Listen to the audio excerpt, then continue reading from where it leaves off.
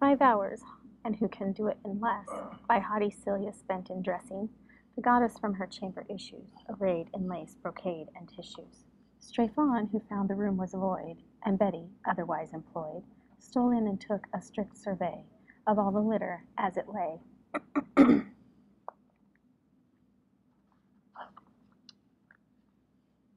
Whereof, to make matters clear, an inventory follows here.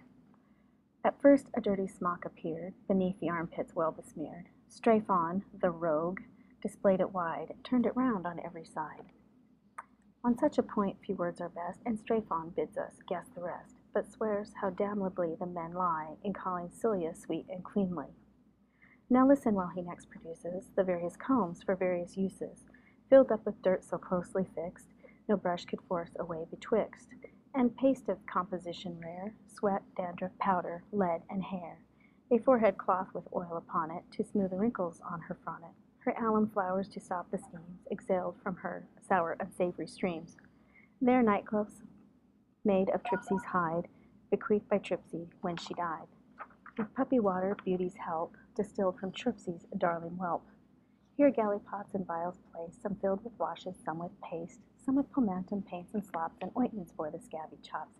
Hard by a filthy basin stands, fouled with the scouring of her hands. The basin takes whatever comes, the scrapings of her teeth and gums, a nasty compound of all hues, for here she spits and here she spews. But oh, it turned poor Strephon's bowels when he beheld and smelt the towels. Begummed, besmattered, and beslimed, with dirt and sweat and earwax grimed, no object Strephon's eye escapes, here petticoats in frowsy heaps, nor be the handkerchiefs forgot, all varnished over with snuff and snot.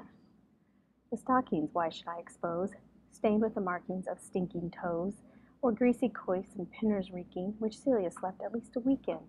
A pair of tweezers next he found, to pluck her brows in arches round, or hairs that sink the forehead low, or on her chin like bristles grow.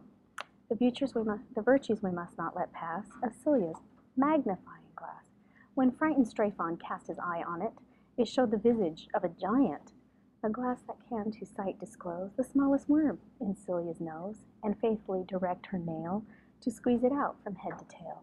For catch it nicely by the head, it must come out alive or dead. Why, Strephon, will you tell the rest? Why must you needs describe the chest? That careless wench, no creature warn her to move it out from yonder corner, but leave it standing full in sight, for you to exercise your spite. In vain the workman showed his wit, with rings and hinges counterfeit, to make it seem in this disguise a cabinet to the vulgar eyes. For Strephon ventured to look in, resolved to go through thick and thin. He lifts the lid, there needs no more, he smelt it all the time before. As from within Pandora's box, when Epimetheus oped the locks, a sudden universal crew of humane evils upward flew. He still was comforted to find that hope at last remained behind. So Strephon, lifting up the lid, to view what in the chest was hid, the vapors flew from out the vent, but Strephon, cautious, never met the bottom of the pan to grope, and foul his hands in search of hope. Oh, never may such vile machine be once in Celia's chamber seen, or may she better learn to keep those secrets of the hoary deep. As mutton cutlets prime of meat, which though with art you salt and beat, as laws of cookery require, and toast them at the clearest fire, if from adown the hopeful chops the fat upon the cinder drops, to stinking smoke it turns the flame, poisoning the flesh from whence it came, and up exhales a greasy stench, for which you curse the careless wench. So things which must not be expressed when plumped into the reeking chest sent up an excremental smell to taint the parts from whence they fell, the petticoats and gown perfume, which waft a stink round every room. Thus finishing his grand survey, disgusted Strephon stole away, repeating in his amorous fits, "Oh, Celia, Celia, Celia spits."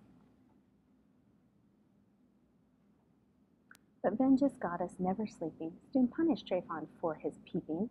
His foul imagination links each dame he sees with all her stinks, and if unsavory odors fly, conceives a lady standing by. All women his description fits, and both ideas jump like wits. by vicious fancy coupled fast, and still appearing in contrast. I pity wretched Strephon blind to all the charms of female kind. Should I the queen of love refuse, because she rose from stinking ooze? To him that looks behind the scene, Satyr is but some pocky queen. If Celia in her glory shows, if Strephon would just but stop his nose, who now so piously blasphemies her ointments, daubs, and paints and creams, her washes, slops, and every clout, which he made so foul a rout, he soon would learn to think like me, and bless his ravished sight to see such order from confusion sprung, such gaudy tulips raised from dung.